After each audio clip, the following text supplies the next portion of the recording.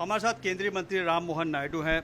राम मोहन जी, सबसे पहले तो बहुत बधाई आपको मंत्रिपरिषद संभालने की, नागरिक उड्डयन मंत्री आपको मंत्रालय मिला है। कैसे देखते हैं इस पूरे एनडीए सरकार को, जिस तरीके से सहयोगियों का साथ मिला है? तो एनडीए सरकार तो सबको एकजुट में मिलकर आगे लेके जाने की कोशिश कर रही है। और यहाँ पे हमें दिखता है कि टीम भारत नज़र आता है, जो बार बार मोदी जी भी दोहराते हैं कि सबको इसमें शामिल होना है और हर डिपार्टमेंट में सबका एक महत्व होता है, तो सबको पार्टिसिपेटिव गवर्नेंस एक होना चाहिए। तो उसके ऊपर उन्होंने ध्यान दिया, ऐसा लगता है मुझे।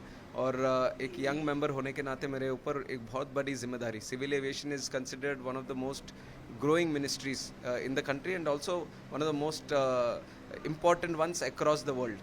तो इस ऐसा मिनिस्ट्री मेरे ऊपर अभी एक जिम्मेदारी दिया है, तो मैं ज़रूर उसको न्याय देना चाहूँगा। अच्छा सर, ये जैसे ही पोर्टफोलियो बटा, विपक्ष की तरफ से एक आवाज़ आई कि झुनझुना बजा दिया तमाम, मतलब वो बार बार ये स्कोप देख रहे हैं कि जो भी सहयोगी दल हैं कहीं न कहीं वो बार्गेनिंग करेंगे, कहीं न कहीं मोल भाव करेंगे और सरकार जो है स्थिर नहीं रह पाएगी, 5 साल नहीं चल पाएगी। आप एक मजबूत सहयोगी का हिस्सा हैं, कैसे देखते हैं इन बयानों को आप? तो ये पहले भी बोल चुके हैं, जब हम एनडीए की बात आती है तो हमारा जो अलायंस है ये पोस्ट पोल अलायंस नहीं है, चुनाव के बाद बनने वाली अलायंस नहीं है, ये पहले ही बन चुकी है। और तभी हमारा ये इसके ऊपर ये एक सोच थी कि प्रधानमंत्री मोदी जी बनेंगे फिर से, आंध्रा में चंद्रबाबू नायडू जी का हैंडल करना, वो सब हो गया है। तो जो हमारा रिक्वायरमेंट था सरकार चलाने की, वो दोनों तरह से हो गया। अब काम करने की जब बारी आती है, काम करने की बारी में सबको शामिल होना है, सारे डिपार्टमेंट्स की ज़रूरत है। आंध्रा को आज देखिए, जिस तरह से 5 साल अन्याय हुआ आंध्रा में। अगर आप बोलेंगे केंद्र में क्या चाहिए आपको, तो मैं बोलूँगा मुझे तो सारे चाहिए, सारे डिपार्टमेंट्स चाहिए। तो हमें जो भी आज एक मंत्रालय जो मिला है उसको हम इस्तेमाल करेंगे और बाकी जो मंत्रालय उससे कोऑर्डिनेट करेंगे, सबकी सहायता लेंगे, सबके साथ हम मिलजुल कर काम करके एक आंध्रा को भी डेवलप कर रहे हैं और देश को भी आगे बढ़ाना। तो ये दोनों मकसद हैं। विपक्ष स्कोप देख रहा है बार बार। विपक्ष इसलिए शायद बोल रहा होगा, उनके लिए कहने के लिए कुछ और नहीं है। तो मैं तो इतना ही कहना चाहूँगा, ये टीम भारत बहुत ही स्ट्रांग है, सब मिलकर काम कर रहे हैं। तो इसमें किसी को निराशा तो कोई अभी तक तो किसी ने बोला नहीं है। हम सब खुश हैं जो भी हमें जिम्मेदारी अभी दिया है। और आगे ये तो एक दिन की बात आप कर रहे हैं, तभी तो 5 साल निकालने हैं, तो 5 साल सबके साथ हम जाके आगे। वही हम पूछना चाह रहे थे, क्या जो विपक्ष सवाल खड़े कर रहा है पोर्टफोलियो को लेकर के या कैबिनेट की बर्थ को लेकर के, क्या कोई आप लोगों की बातचीत, बार्गेनिंग या कोई ऐसी बात हुई, उसके लिए डिले हुआ? आप उस मतलब किस तरीके से बात हुई? क्योंकि ऐसा कहा जाता है टीडीपी के पास जितनी सीटें आई हैं उसको बर्थ ज़्यादा मिलनी चाहिए थी। तो ऐसा कुछ नहीं है, अनकंडीशनल सपोर्ट के साथ ही हम एनडीए में थे।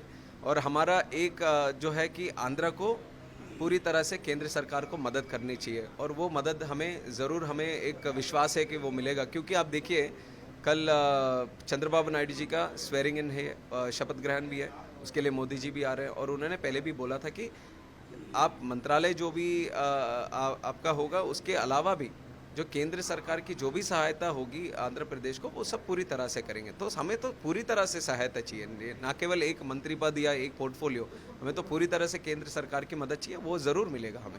प्रधानमंत्री मोदी जी से कोई पर्सनल बातचीत हुई आपकी? कुछ वो क्या हुई?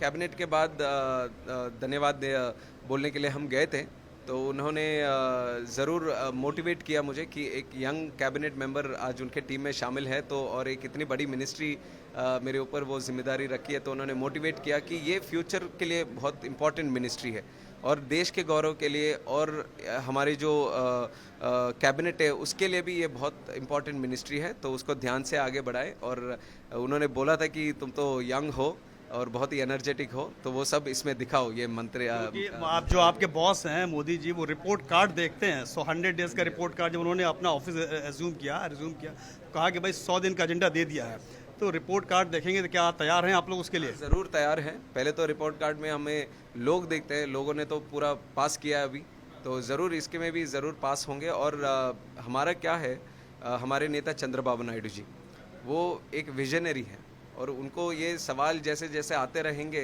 वो इतने अच्छे परफॉर्म कर चुके हैं पहले भी, तो मेरा उनका गाइडेंस हर बार रहता है। तो वो मैं जिस तरह से यहाँ पे काम करूँगा, उनका स्पेसिफिक गाइडेंस मेरे ऊपर रहेगा, तो मुझे पूरा विश्वास है 100 में से 200 मार्क लेके आके मैं पास होऊंगा। बस एक आखिरी सवाल, जो चुनाव के पहले क्या स्थिति आपके मन में थी और नतीजे आने के बाद क्या थी, क्या समीकरण बैठा, कैसे आप उसको देखते हैं? इलेक्शन के पहले लग रहा था जैसे कि लगता था कि एक तरफा जाएगा, लेकिन एक तरफा नहीं गया।